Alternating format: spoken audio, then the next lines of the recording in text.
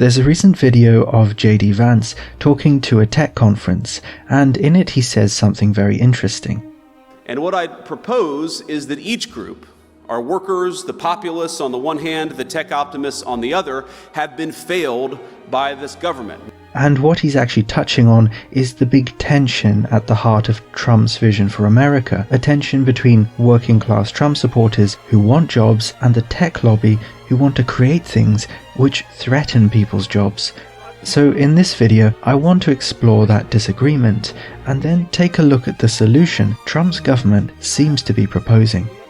On January 23rd, 2025, President Trump issued executive order removing barriers to American leadership in artificial intelligence, replacing Biden's executive order Safe, Secure, and Trustworthy Development and Use of Artificial Intelligence.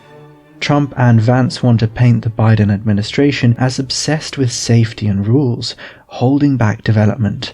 Trump, on the other hand, sees AI as an opportunity to strengthen America's political and economic power. Deregulation, he hopes, will give the US an edge. Some of this is consistent with Biden's policies. Trump maintains the ban on exporting high-tech AI NVIDIA chips to China. At present, the US leads China by about 5 years in the AI chip market. Most of the US chips, concerningly, are manufactured in Taiwan. But Trump's vision does differ in big ways. Biden's government reportedly planned to keep control of AIs limited to a number of big tech companies. It's worth pointing out that what's happening is very unusual. Most of the major technological changes of the past 50 years have come from research and development done by the military. Satellites, GPS, internet. AI has emerged outside of the direct control of the state, and this puts the US government in an unusual position. But unlike Biden, Trump isn't about limiting AI to one or two firms. Rather, he wants to create a competitive AI market within the US so that America can become the dominant force in this new technology. It's a space race mentality which can lead to extraordinary leaps in technology, but it also carries the cost of disaster. The big difference between space tech funding and AI is the impact it can have on people's jobs. Flying to the moon didn't put miners out of a job, but everyone from teachers to scriptwriters could find themselves threatened by AI. And this is where problems start to emerge for Trump. Political problems.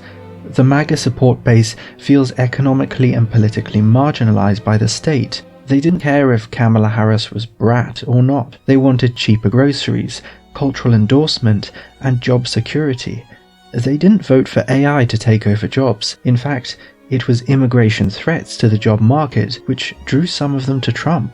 Tensions between the tech right and the MAGA populists became clear in the first months after Trump came to power. Musk wanted H-1B visas so tech companies can recruit top overseas talent. Bannon saw it as a threat to American jobs and innovation.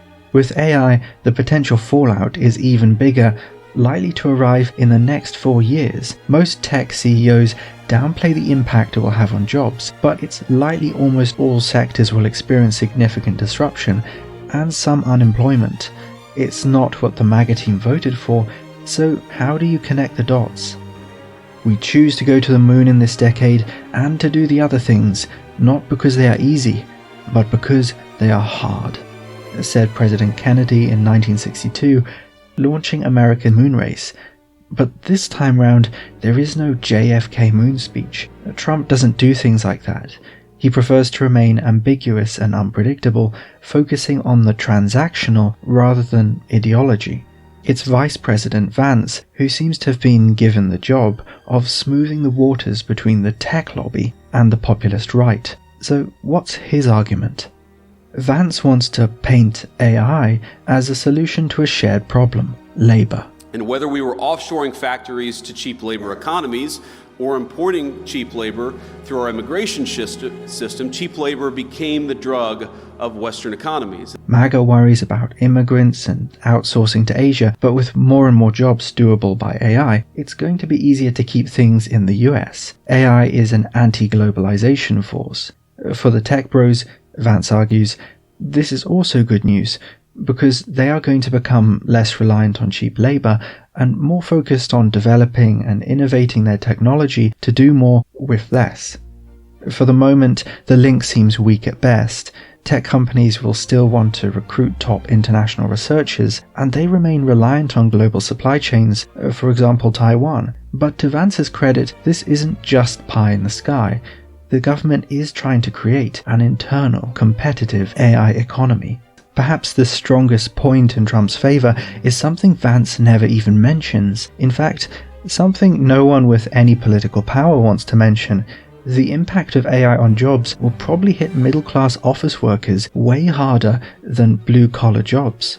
The stereotypical burly American manual laborer who voted Trump is actually more secure than a middle management office worker in DC. We've already had factory automation and labor outsourcing. The AI revolution is going to do the same thing for work behind a computer. And in this respect, Trump is far less interested in politically correct AI than Biden. His executive order makes clear he wants America to have the strongest AI, not the most inclusive. The AI revolution will begin under Trump's administration, but he is focusing on his biggest potential problem as a solution, racing towards it as fast as possible to try and get there before everyone else. What he's on a collision course with is something totally unknown and uncertain. Trump, the unpredictable dealmaker, is facing up to the most significant and unpredictable technological revolution in human history. Very soon, we will all feel the consequences. Hi, I'm Arthur. Thanks for watching History Behind Headlines. If you enjoyed the video, please like and subscribe. And if you want to have a say on future content, then join the Discord.